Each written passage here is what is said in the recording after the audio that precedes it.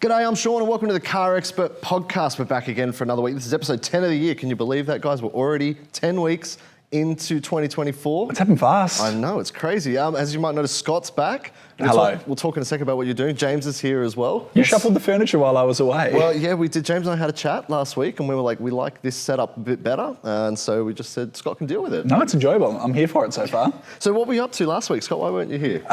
Before you mentioned the word holiday, it was a work trip. I was in France with Peugeot, driving the new E3008. Review goes live on the website tomorrow, but we, along with the drive down in the south of France, stayed in Paris for a night and then got a train out to Sochaux, which is where, I've mispronounced that by the way, where Peugeot was founded, where it builds a lot of its cars and where it has its museum. Fascinating museum, like woodworking tools dating back to the 1800s from the original Peugeot family business. The first saw as we know it, you know how most saws now have teeth in a certain way? That's a Peugeot patent, apparently. It was a very interesting trip. Sounds it. And James, you, as we said last week on the podcast, you were nicking straight off on a launch. What did you get up to last week? Yeah, a much shorter plane ride to the point there wasn't actually a plane ride at all. But I drove the new Nissan Qashqai e-Power, which is a really interesting and important car for the brand in Australia because it's a segment that has a growing level of electrification. Nissan has had electrified Qashqais in Europe and the UK for quite a long time, and they've finally brought it here, I think almost 2 years after it launched. So it's been a long time coming. Yeah, I can't actually tell you much more than that. The embargo's later this week, but it's a Qashqai with an e-Power drivetrain. Yes, so those reviews will be on the CarExpert website. Scott's on Wednesday morning. Yep. And James Thursday? Thursday for the Qashqai, Thursday, yes. There you go. So come Friday, you can read all of them unembargoed. But we're going to dive straight in. VFacts is out for February, and I seem to recall on the podcast we had a couple of chats about sales are going to go down, numbers aren't going to be as good this year. I guess we were really wrong, weren't we? I actually don't recall ever saying that. No? So you definitely shouldn't pull up clips of us saying that and put them in here. Look, it's still something we're expecting this year. And as we've previously said, we've said it probably the past 3 or 4 months. The nature of VFacts is that it's not the number of orders taken or cars sold, it's the number of vehicles delivered, and that includes a lot of historical demand. So in some cases, it's brands bringing new products in, like Mitsubishi with the Triton, like Nissan getting supply of X-Trail. In other cases, it's people who ordered cars last year.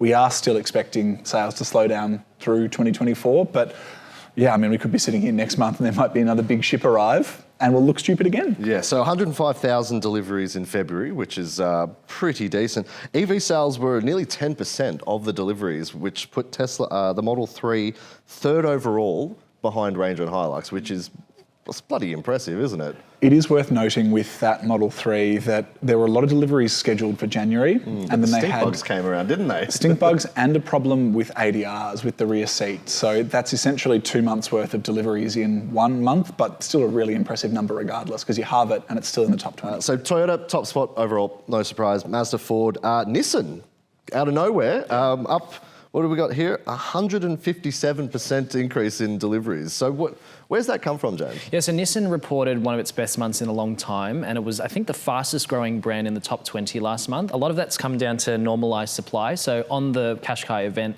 Adam Patterson, who's their MD, was saying that, you know, their supply is normalising, they're finally getting more cars in, they can supply the demand that's coming through. One of the key standouts was the new X-Trail, which has been out for a little bit now. The e-Power launched last year, but it had its best month ever and was only second to the RAV4 in the mainstream mid-size race, and then if you include Model Y, it's probably slightly behind there, but it had like 2,500 sales, which was more than all of its other direct competitors bar the RAV4, which is probably its best result in years. Yeah, it's a car that we have liked for a while, and I think Nissan's been really held back on, so it does feel like it's sort of the reflection of that it is a quality product and it's now finally arriving. So is that help? You say it's held back a little bit. Obviously it shares most of its architecture with the Mitsubishi Outlander, which is perennially good. Like it's 9th, 2,200 deliveries in February. It's consistently in the top 10.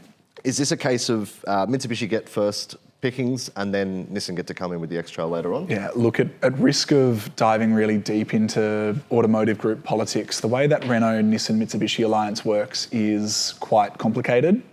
Nissan has a certain set of markets that it's meant to lead in, and Australia is one of the markets where Mitsubishi is given some sort of priority because we're a market that likes rugged vehicles, four-wheel drive vehicles that Mitsubishi is known for. So I don't know the exact specifics on Outlander versus X-Trail, but as a general rule on that product, it fits where Mitsubishi is positioned in Australia. And I would imagine that's probably why Mitsubishi Australia got it before Nissan did, because they're big in the States, big in Japan. They have a different set of priorities. The other part of that, though, is that Australia is a top market for X-Trail. I think we're one of the top 5 markets in the world for X-Trail, so it's still, I think that's perhaps why we're getting a better supply of that than some of their other cars. But yeah, as Scott said, like Australia is a really important market for Mitsubishi. You've seen it with Triton, ASX, and even Eclipse Cross. The breadth of range that they have here is quite big for a fairly small company and with older vehicles. So, there's definitely something to be said there. So rounding out the top 10, Kia, Hyundai, no surprise. Tesla in 8th. Isuzu Ute, which I always find impressive they're in the top 10 because they've only got 2 cars. And then MG rounding out the top 10, which is interesting because they've got a new MG3 coming later this year, early next year. So I guess there's probably a bit of a push there to get some of that old stock out the door. No longer Australia's cheapest new car, the MG3. It's going to have hybrid power. It's going to be 24 odd grand, something like that. Kia Picanto now undercuts it, but it's going to be a much more modern car as well. So it'll be more expensive. I wouldn't be surprised if it's sold in similar volumes to the current one. Now, I'm going to ask you guys what surprised you most about this month. Mine is Rolls-Royce saw a 300% increase in sales and delivered 4 cars. Which, you know what, to be fair, looking at some of the others in the higher up in the list is probably more money for them than LDV or Cherry. So when your average transaction price is $1 million a unit, that's a lot of money coming in. And congratulations to the government, because the luxury car tax on those would be lovely for them. But okay, so James, what surprised you this month? Well, sort of following up from what we were talking about before, Nissan had a really good month. X-Trail set an all-time record. Qashqai and Navara all had really good months.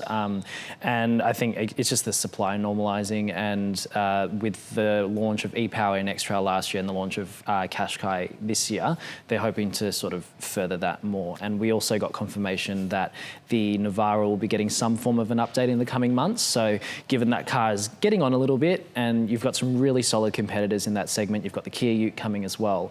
It'll be interesting to see what Nissan does, because there's so much volume in that segment, and that's a nameplate that's been around for a really long time. I think people trust the Navara still. So if they can do something good to give it a bit of a boost, you might see it do some really substantial volume, and then Nissan could be right back up there with, in the sales charts overall by the end of the year.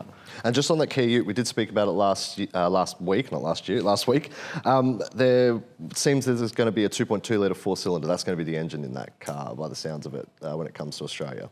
Yeah, I think that's the reports out of Korea. I think that at least at launch, it'll have that engine. So that's the Sorento engine? Likely. Yeah. It'll be a version of it potentially. I don't think they'll give it a dual clutch transmission like the Sorento has. No. And I think also, if you look at the outputs on the Sorento, they're not really competitive with a Ranger V6, for example. They have 440 newton metres, something like that, isn't it? I would imagine they'll be looking at 500 or more, because you can't launch undergunned if you're trying to prove to Australia you're real about this. Which is what Mitsubishi have just learnt with the new Triton. So they've come out now with 500 newton metres. Yeah. They're on par with everyone else. Exactly. So sorry, back to VFacts. Scott, what surprised you this month? There are 2 for me. The first is the MG4 outsold the Audi A3 and all those sort of hatchbacks over $40,000. It's still not doing as much volume as a Model 3, but it's selling quite strongly, and it's sort of taking people away, I think, from those premium cars, because it's a similar size, it's a great price, and it's fully electric. The other one for me was the Suzuki Jimny, which actually finished 3rd in its segment behind the Mazda CX-3 and the Kia Stonic. Not something I'd cross-shop with the Suzuki Jimny, I'll be honest. Nor me. But I think Suzuki's had really tough supply of that car for a long time. The 4-door has finally launched, which no doubt helped. It's cool to see people still buying interesting cars. There's a lot of really dull stuff in that segment. The Jimny is not dull.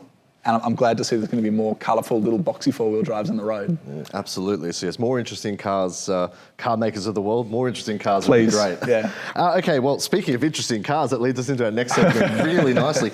Reports out of India, of all places, that Toyota might be bringing back the FJ Cruiser. Now, I don't know about you guys. I loved the recent FJ Cruiser. I thought it was absolutely brilliant. It was a 4-litre V6, big boxy thing, incredibly capable off-road, but I'll open up to you guys. Tell us what we know about this potential FJ Cruiser coming.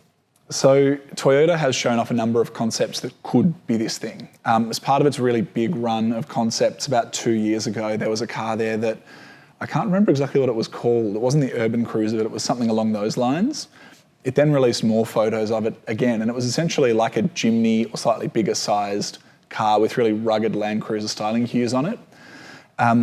It's since been reported that yes, it will make production, and this is the latest sort of, I suppose, iteration of that news. What it'll be isn't quite clear, because it could be an electric car based on these concepts. They might do a version for third world or developing countries with a petrol engine.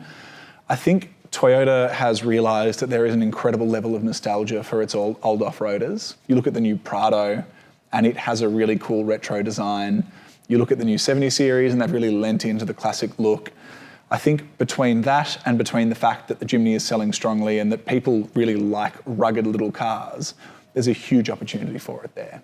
So my understanding is it could be sort of based off the Toyota Champ, which is a little ute, Southeast Asia special sort of thing, but like a brilliant looking little car that I think all three of us would love to see here. Yeah. Probably be very cheap if it came here too. But yeah, so it would be a lot smaller than the current, if it is based off that Champ, it'd be a lot smaller than the one that we've just recently had that I think it ceased sales last year or the year before? So if it is based off the Champ, it'd likely be either Corolla Cross or RAV4 size, somewhere around there, potentially even smaller. The one that was outgoing was based on a Prado and was much bigger. Okay, so look, fingers crossed. I'd love to see it here. I don't know about you guys. I'd love to see it. FJ is super important for Toyota. It's one of their.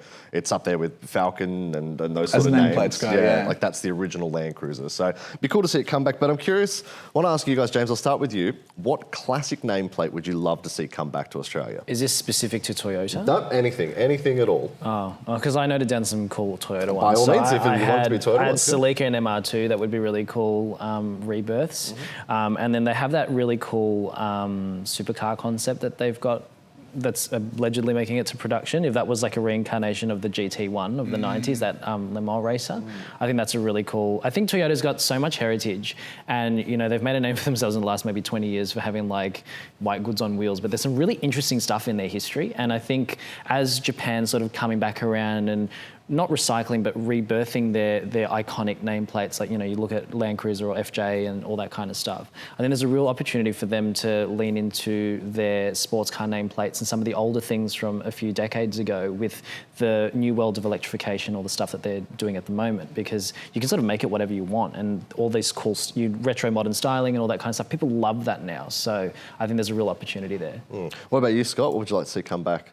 I've got two very different answers. The first is the Nissan 180SX.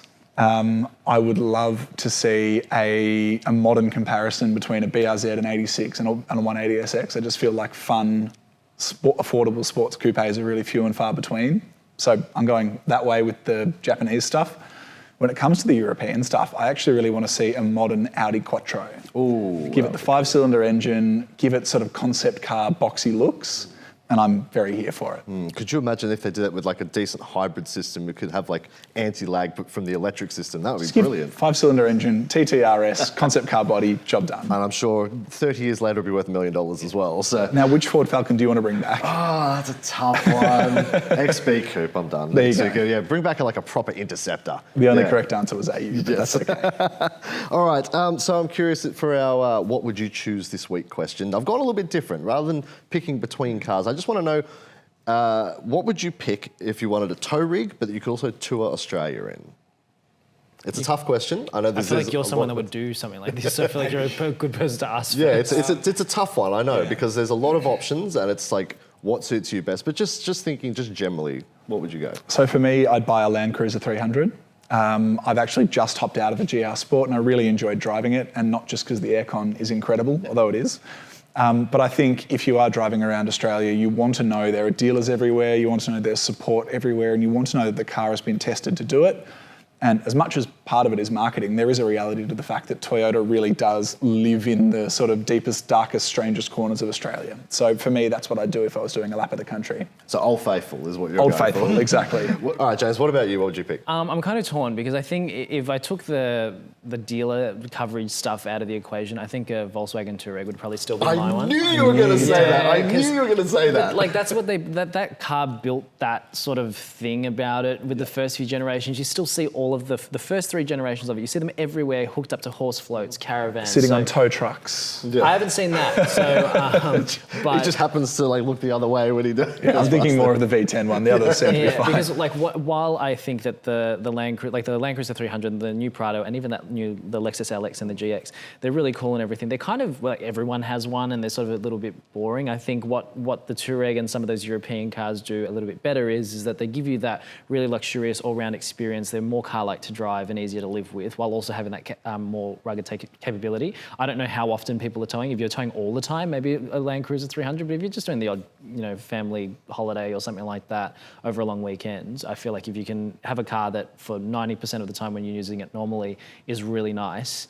Not to say that Land Cruiser's not nice. No, different thing. You know what I mean? Yeah, like absolutely. air suspension, like all the tech, all that kind of stuff. I feel like that is, and it's still like honest enough. Like it's not super flashy, but it's still a bit nice. Sort of Q7, it's just, a little more. And to be fair, if you go to Europe, like you'll see Touaregs towing horse floats and things like that everywhere around the place. So I just saw a Renault Clio towing a caravan when I was last in Europe, so I think the Europeans like to tow with anything. So Sean, I'm towing James's Touareg out of the dunes in my Land Cruiser. What are you towing him out of the dunes in? See, that's a tough one, and I just want to say Ranger Raptor because I think Okay, it's cool. yeah. But no, it'd be a Ram. I think a Ram, like a Laramie, because it tows 4.5 ton if you want it to. It's super comfortable and it's pretty capable off-road. And it's about the same price as the Land Cruiser. So It's very similar money to the GR Sport, yeah. yes, and plenty more room in the back. Yeah, absolutely. All right, so if any of those cars interest you and you're interested in buying one, did you know we have a website that can help you do that? Head to Google, type in Help Me Car Expert. It'll take you to a page where we can help you find a new car, we can connect you to a dealer, and you can talk to a consultant who's based in Brisbane, so they'll know what you're talking about and where you are. So they'll be able to help you find a new car quicker and possibly even cheaper than you thought you might be able to. So head to Google, type in Help Me Car Expert, and if you do use the service, leave a comment. Let us know how was it, because we'd love to hear some feedback on it. All right, guys, it's time for the review of the week, and it's a bit of a spicy one. I haven't driven it, but I'd love to. It's the Ioniq 5N, and James, you, lucky devil, got to go to a racetrack and drive it. I did, yeah. So I joined Hyundai Australia a couple of weeks ago to do a road and track drive with the Ioniq 5N. So we got to test it out. I think it's called the Great Mountain Road or something, up to Laguna, out towards Newcastle way sort of thing. I'm not very familiar with New South Wales geography, so forgive me if I'm getting it wrong. We took through some really great roads out there, and then we also took it to Eastern Creek.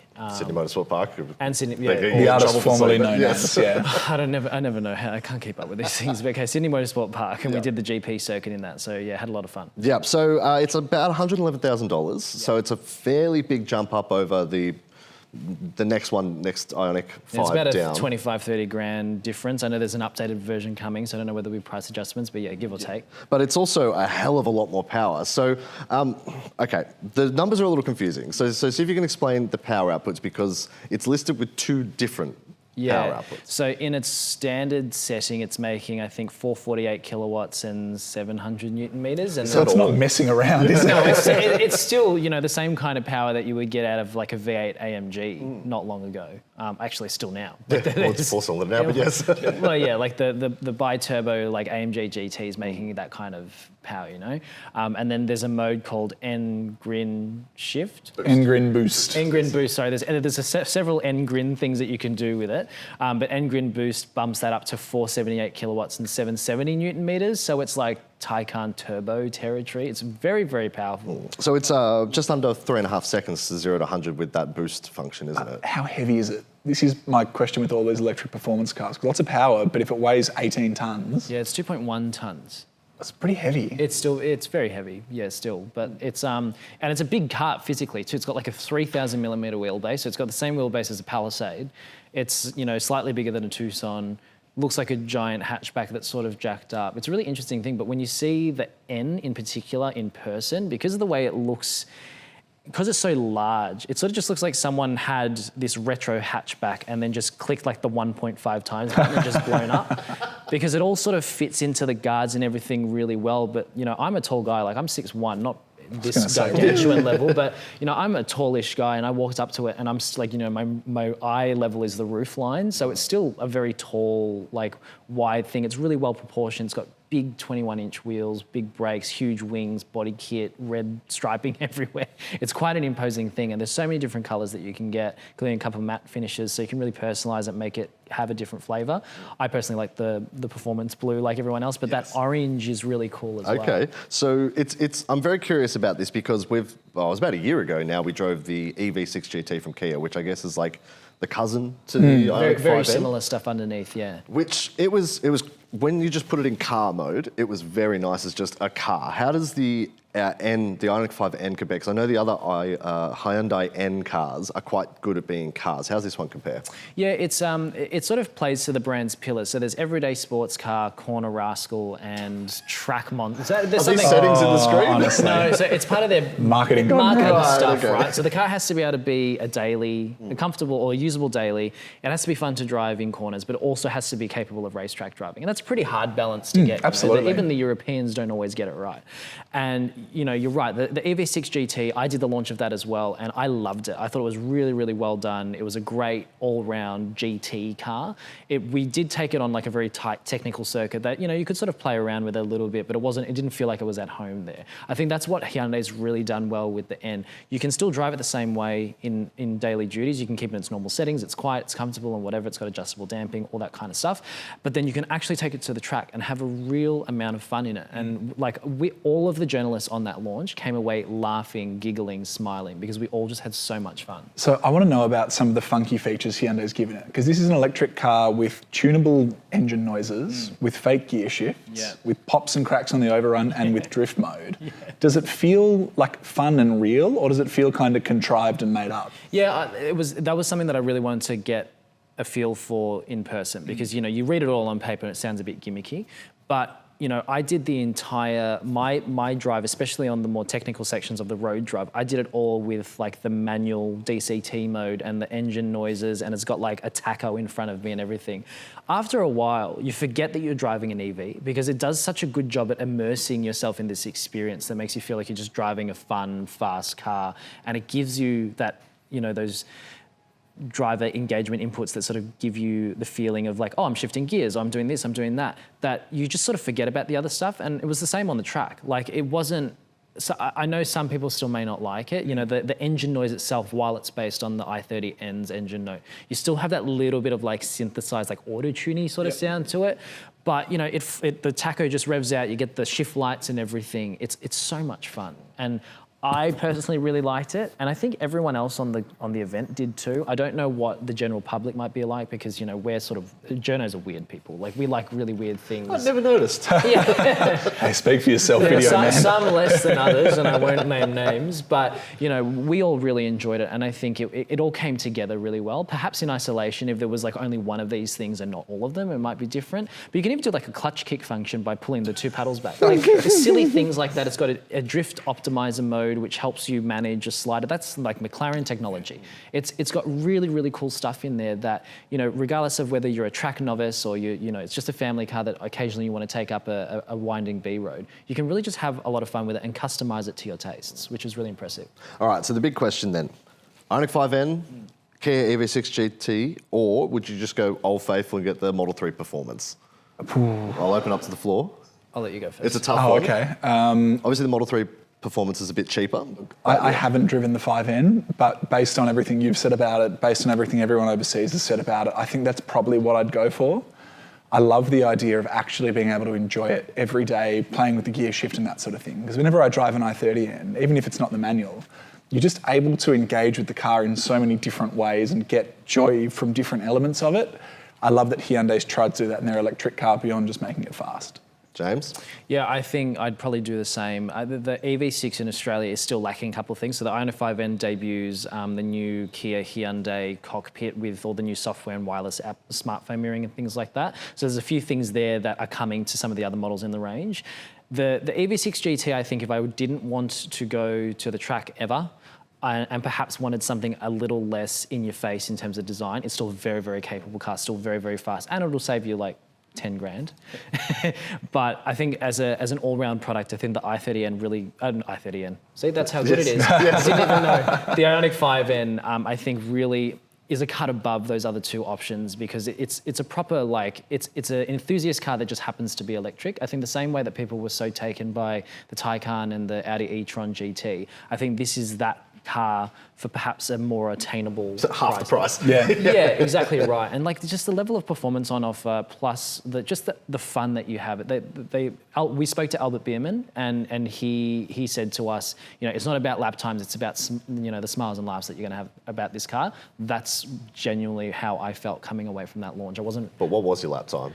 I didn't time it. Oh, I was too there you scared. go. Very on that note, I think convenient. it's time we wrap up the podcast. People are competitive. What and about? stuff. I want to know what your pick is for the week. Oh, my pick of the week. Of Yeah, course, yeah. we nearly finished. I was just trying to get James. Yeah, out of James trouble to there. talk about his lap time. Okay, so I'll start. My pick of the week. I saw a video on Instagram, and I'll put it over here because I can't remember what channel it was, but basically they had an AMG GT3 car on the back of a Unimog, and they were towing it around that was for cool. I've seen Michelin USA, and I think that is a perfect two-car garage. I think the big Unimog AMG GT3 car. But what more do you need? All right, Scott, what's yours for the week?